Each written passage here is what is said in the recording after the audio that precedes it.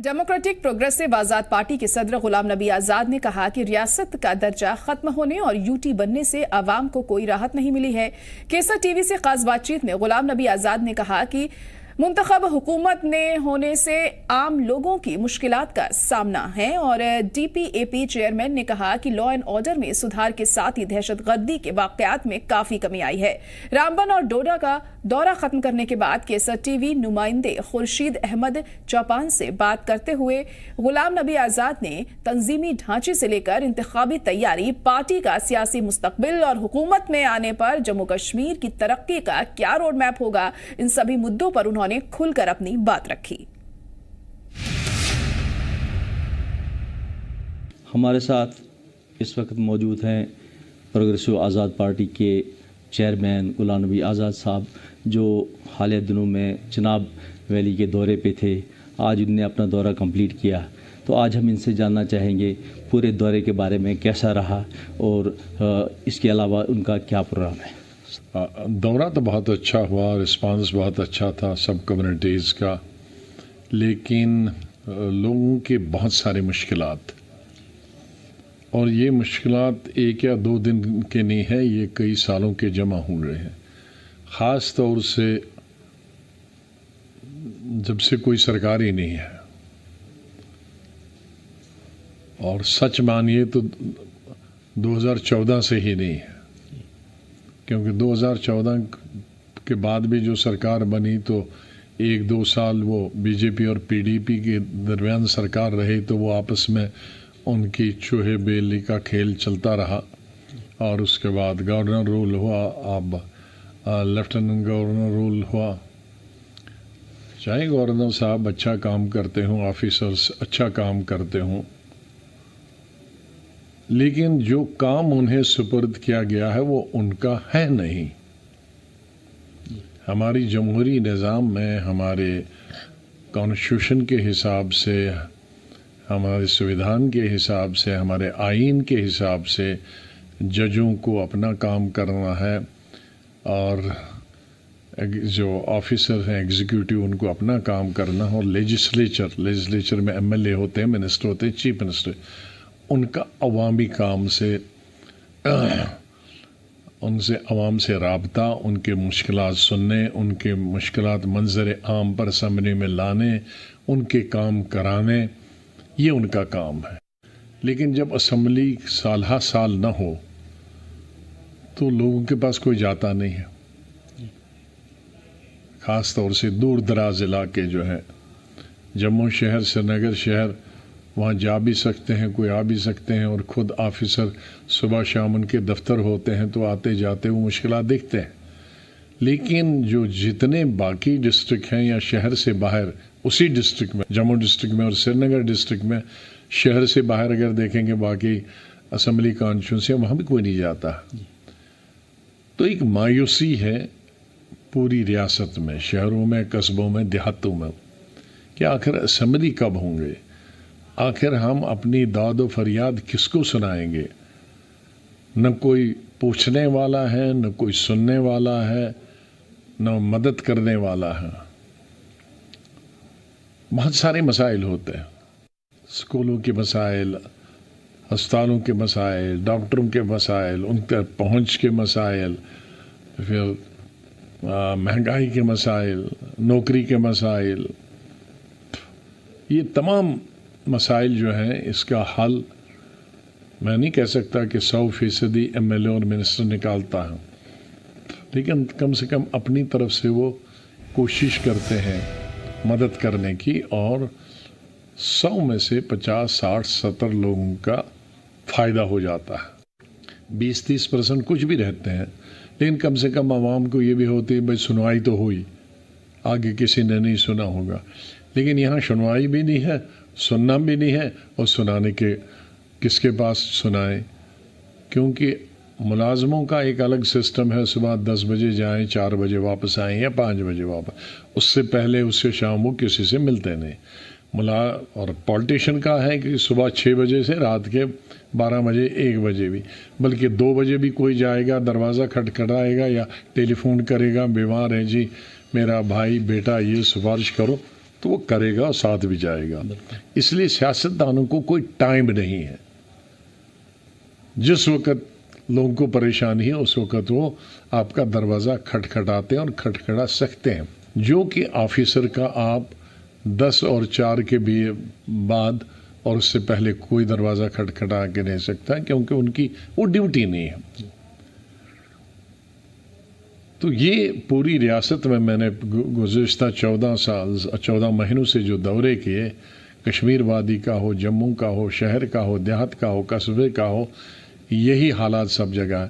اب پہاڑی علاقوں میں, دیہاتی علاقوں میں ذرا مشکلات اور بھی زیادہ ہیں, کیونکہ ویسے ہی پہاڑی علاقوں کے حالات زیادہ ہوتے ہیں, زیادہ ان کے تکلیفیں ہوتی ہیں, کیونکہ شہروں میں ایک چیزیں ہوتی ہیں, ہسپتال ایک ہسپتال نہیں, دوسرا ہسپتال نہیں, تیسرا سرکاری نہیں, ایک دوسرا سرکاری وہ نہیں ہے, تو گورنمنٹ یہ پرائیویٹ ہاسپٹل جائیں گے. سکول اگر گورنمنٹ سکول میں داخلہ ہے نہیں, پرائیویٹ میں جائیں گے, اس میں نہیں جائیں گے, دوسرے میں جائیں گے. تو مطلب متبادل اس کا حال ہے. نوکری جائیں گے, نوکری نہیں ملی تو کسی پرائیویٹ دکان پہ کام کریں گے, پرائیویٹ دکان نہیں ہوگی تو کمپنی میں کام کریں. لیکن دیہاتوں میں, قصبوں میں تو کچھ بھی نہیں ہے. سڑک دینی ہے سرکار نے, اسکول دینا, سرکاری اسکول میں جانا ہے, نوکری کرنی ہے تو ہے نہیں, کام ہے نہیں, سڑکوں کا کام نہیں ہے, پانی کا. جیسے ہمارے وقت میں ٹرپل شفٹ تھی تو ہر سڑک, اس گلی جاؤ اس گلوں کو سڑک کھول دی جا رہے ہیں, اس گلی جاؤ تو دوسری گلی جاؤ تو تعمیر اسکول کی ہو رہی, کالج کی ہو رہی ہے, بلڈنگ کی ہو رہی ہے. تو تقریباً سرکاری اگر نوکری نہیں تھی تو پرائیویٹ میں چھوٹی بڑا کام سب کو روزگار ملتا تھا, اور منریگا میں کام لاکھوں لوگوں کو ملتا. آج منریگا میں بھی بات نہیں ہے. آج کئی ٹھیکیدار چھوٹے موٹے ہیں, سال 2 سال سے ان کی پیمنٹ نہیں ہوئی. تو یہ کل ملا کر ایک مایوسی کا ماحول, چاہے ہندو ہے, مسلمان ہے, ایس ٹی ہے, ایس سی ہے, پہاڑی ہے, سب میں یہ ایک مایوسی کا عالم ہے. سر, یہ جو الیکشن نہیں ہو رہے ہیں جس کی وجہ سے عوام کے مسائل حل نہیں ہو رہے ہیں, بہت پریشانی کا عالم ہے, کیا مانتے ہیں آپ, کیا وجہ ہے؟ یہ ہماری سمجھ میں بھی نہیں آتا, یہ ہماری سمجھ سے باہر ہے, کیونکہ سیکیورٹی سینیریو سے اس سے اچھا سیکیورٹی سینیریو کبھی نہیں تھا.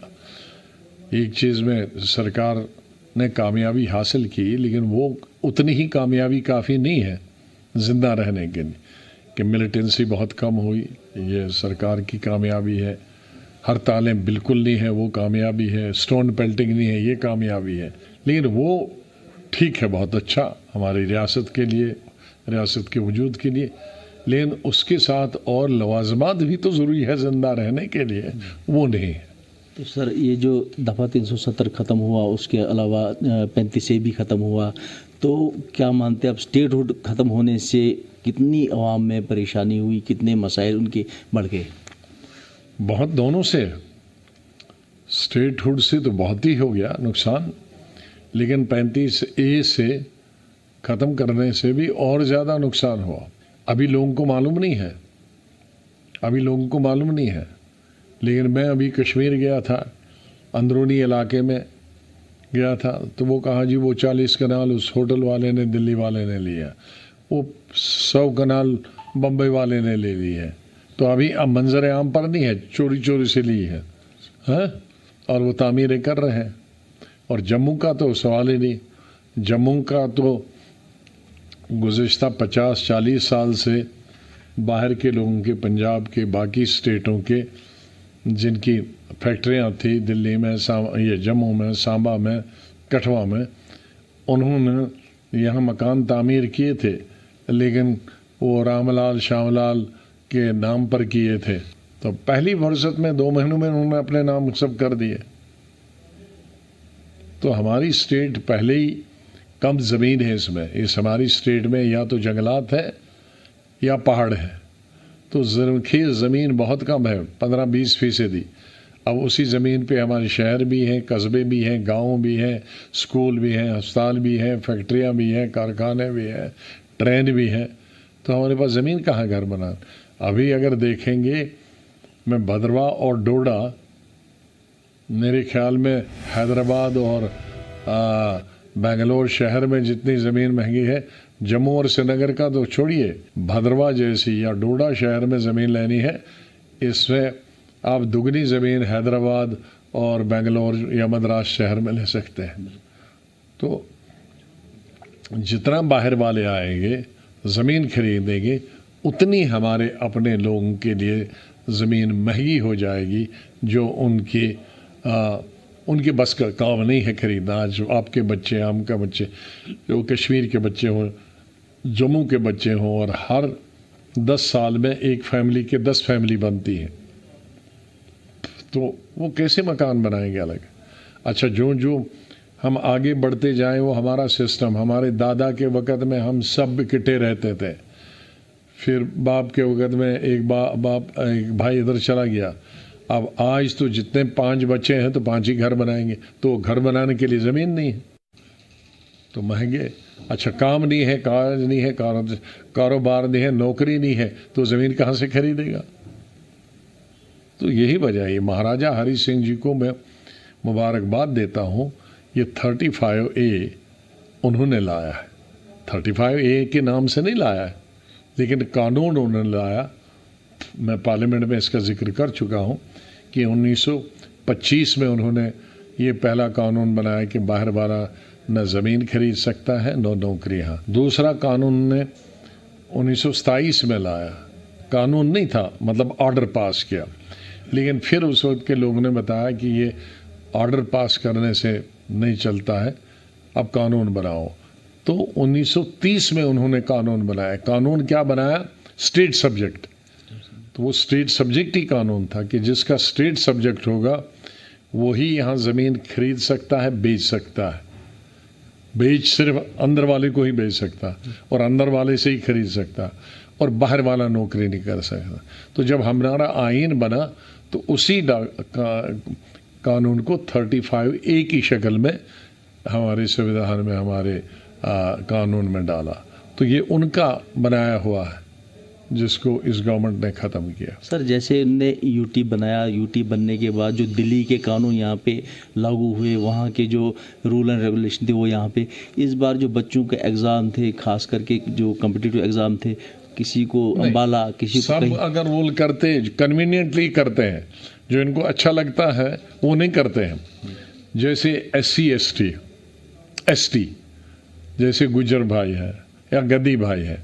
پورے ہندوستان میں ہم نے، جب ہماری گورنمنٹ تھی، کانگریس کی گورنمنٹ، اس وقت میں کانگریس میں تھا، تو قانون لایا تھا کہ ہندوستان میں تو ST ہمارے گدی بھائی ہیں اور بہت کم گجر بھائی ہیں. یہاں ہمارے زیادہ گجر بھائی ہیں، ST، اور گدی بھائی بھی ہیں جو جنگلوں میں رہتے ہیں. تو جو ہم نے قانون وہاں بنایا تھا کہ گدیوں کو، ST کو جنگلوں میں جو ہے ان کو زمین پہ کھیتی کرنے کا حق ہے، زمین مکان بنانے کا حق ہے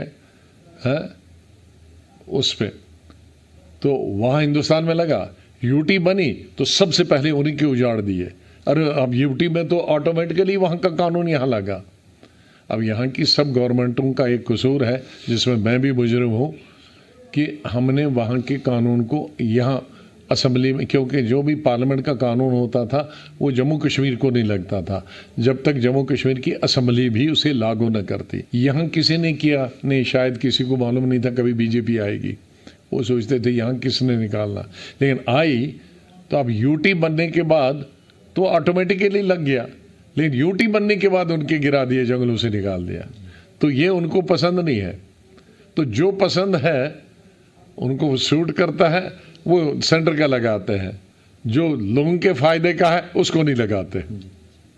اسی طرح سے باہر کے اسٹیٹوں میں دوسری جگہ ایگزام لینے کی نہیں ہے کوئی پرمپرا. یہ تو میں نے سنا، میں تو پورے ہندوستان میں گھوما کہ یہاں کی اسٹیٹ کے لیے دوسری اسٹیٹ میں ایگزام دینے کے لیے، یہاں بھی یہ بھی کسی اسٹیٹ میں نہیں ہے. تو یہ جو غلط بتایا جاتا ہے کہ UT بننے کے بعد ہر چیز یہاں لاگو ہو سکتی ہے، یہ غلط بات ہے.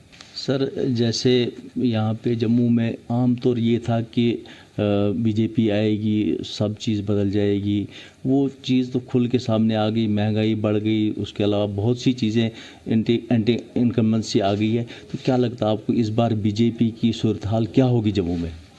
اب یہ تو عوام تک ہے، میں کیسے کہہ سکتا ہوں. میں تو کہتا ہوں ہمیں ووٹ دے دو. ہم نے اپنے وقت میں سڑکوں کا جال بچھایا، اسکولوں کا جال بچھایا، ہسپتالوں کا جال بچھایا، جب برف ہوئی تھی 2006 یا 7 میں مجھے یاد نہیں، نہیں بہت برف پڑی تھی جب میں سی ایم تھا، تو میں نے ان علاقوں کا چناب ویلی کا تو میں نے 6 مہینے کے لیے پہلے راشن فری کر دیا اور بعد میں 1 سال کے لیے فری۔ آج تو 1 دن کے لیے کوئی فری راشن نہیں دیتا۔